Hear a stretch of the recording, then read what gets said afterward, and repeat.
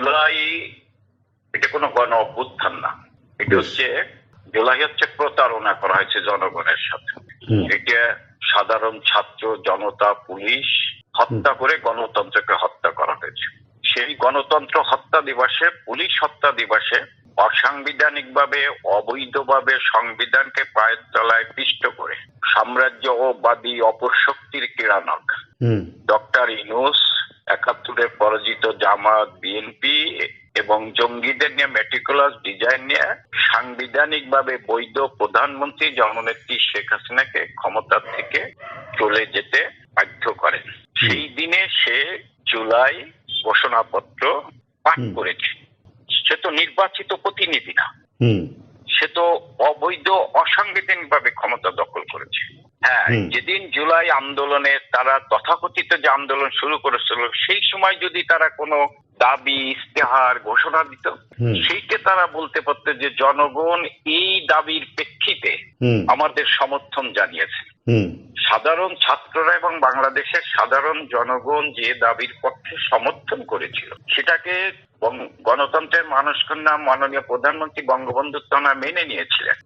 কিন্তু সেই সাধারণ ছাত্র সাধারণ জনতার সাথে প্রতারণা করে আজকে তারা গোটা মুক্তিযুদ্ধের ইতিহাসকে মুছে ফেলার জন্য এই জুলাই ঘোষণাপত্র দিয়েছেন, তথাকথিত ঘোষণাপত্র দিয়েছেন। এটা ১৯৭০ সালে যে নির্বাচন হয়েছিল পাকিস্তানের আমলে, সেদিন বাঙালি বঙ্গবন্ধু ৬ দফার পক্ষে সমর্থন দিয়ে এবং একক সংখ্যাগরিষ্ঠ দল হিসাবে ওটা সেদিনকে পূর্ব পাকিস্তান অর্থাৎ বাংলাদেশের জনগণ নৌকার পক্ষে ভোট দিয়ে বঙ্গবন্ধুকে তাদের প্রতিনিধি নির্বাচিত করেছিলেন। সেই সংসদ সদস্যরা, আপনারা জানেন, আপনি একজন রাজনৈতিক বিশ্লেষক, জানেন যে ১৯৭১ সালের ১০ই এপ্রিল সেই সংসদ সদস্যদের সাথে আলোচনা করে সেদিন আপনার ঘোষণাপত্র তৈরি হয়েছিল এবং সেই ঘোষণাপত্রের ভিত্তিতেই কিন্তু ১৭ই এপ্রিল প্রথম স্বাধীন বাংলাদেশের প্রথম সরকার প্রতিষ্ঠা হয়েছিল,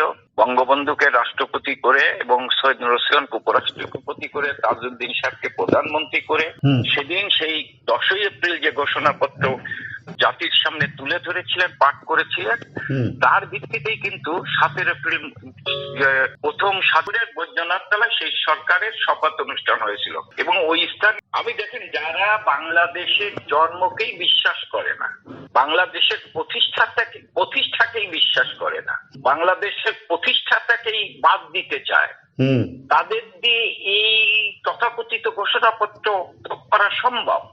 তারা তো ইতিহাস, স্বাধীনতায় ৭২-এর সংবিধান কোনোটাই পারেন না, কারণ এটা তারা বিশ্বাস করেন না।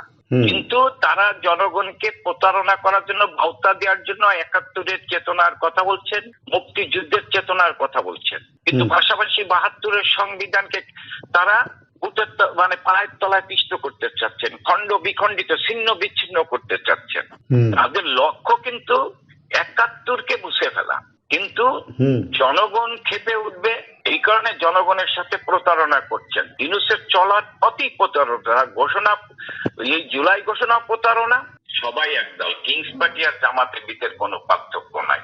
যদিও মুক্তিযুদ্ধের চেতনার কথা বলে, বিএনপি, আমি একটু বঙ্গবন্ধুকে হত্যা করার পর, জিয়া রহমান অবৈধভাবে ক্ষমতা দখল করার পর তিনি কিন্তু ৭১-কে ঠিক রেখেছিলেন, কিন্তু ইতিহাসকে বিকৃতি করতে চেয়েছিলেন, বঙ্গবন্ধুকে মুছে ফেলতে চেয়েছিলেন, জয় বাংলাকে মুছে ফেলতে চেয়েছিলেন, ১৭ই এপ্রিলকে মুছে ফেলতে চেয়েছিলেন, ১০ই এপ্রিল যে ঘোষণাপত্র পাঠ করা হয়েছিল সেটিকে মুছে ফেলতে চেয়েছিল।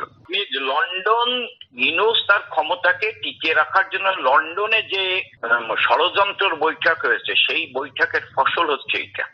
এই নির্বাচন তো পাতানো নির্বাচন হবে।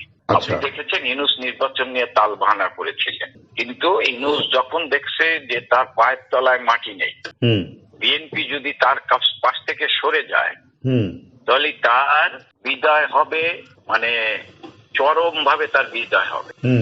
এই কারণে সে, তার আতঙ্ক হচ্ছে আওয়ামী লীগ, তার ভয় হচ্ছে শেখ হাসিনা, তার ভয় হচ্ছে মুক্তিযুদ্ধ।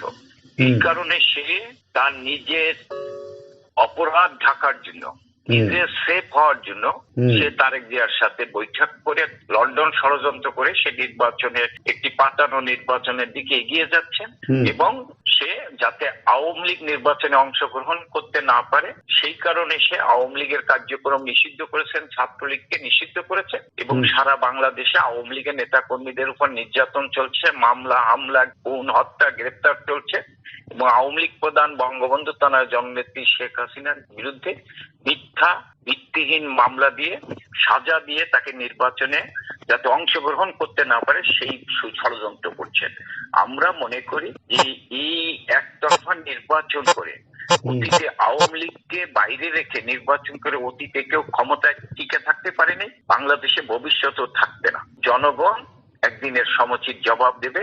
যদি আওয়ামী লীগকে বাইরে রেখে ষড়যন্ত্রমূলক ভাবে নির্বাচন করে তাহলে এর জবাব জনগণ দেবে। দিনের ভিতর 21 দফা কর্মসূচি ঘোষণা করছি, যেটা জনগণের মুক্তির কথা আছে, জনগণের নিরাপত্তার কথা আছে, জনগণের কর্মসংস্থানের কথা আছে।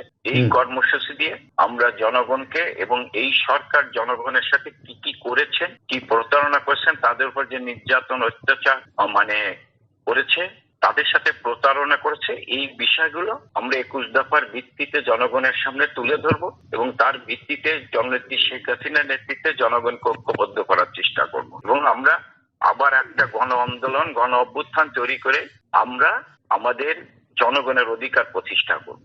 আমাদের নেত্রীর অনুমোদন লাগবে, অনুমোদন দেওয়ার পর আমরা যখন শেখ হাসিনাই বাংলাদেশের জনগণ, যেমন ধরেন বঙ্গবন্ধু হত্যা হওয়ার পর শেখ হাসিনাকে বাংলাদেশের জনগণ তাকে আহ্বান করেছেন তাদের দায়িত্ব নেওয়ার জন্য, রাজপথ দখল করেছেন। আমি মনে করি সময় হবে জনগণ রাজপথ দখল করে তাদের প্রিয় নেত্রীকে দেশে ফিরিয়ে নেবে এবং সেই জন্য আমাদের একটু সময়ের দরকার, কারণ আজকে সব জায়গায় মব সন্ত্রাস, আমাদের নেতা কর্মীরা দাঁড়াতে পারছে না। আমরা সুসংগঠিত হচ্ছি, সুসংগঠিত হয়ে জনগণকে সাথে নিয়ে আমরা আমাদের প্রিয় নেত্রীকে আবার দেশে ফিরিয়ে আনবো, এটি আমরা মনে করি।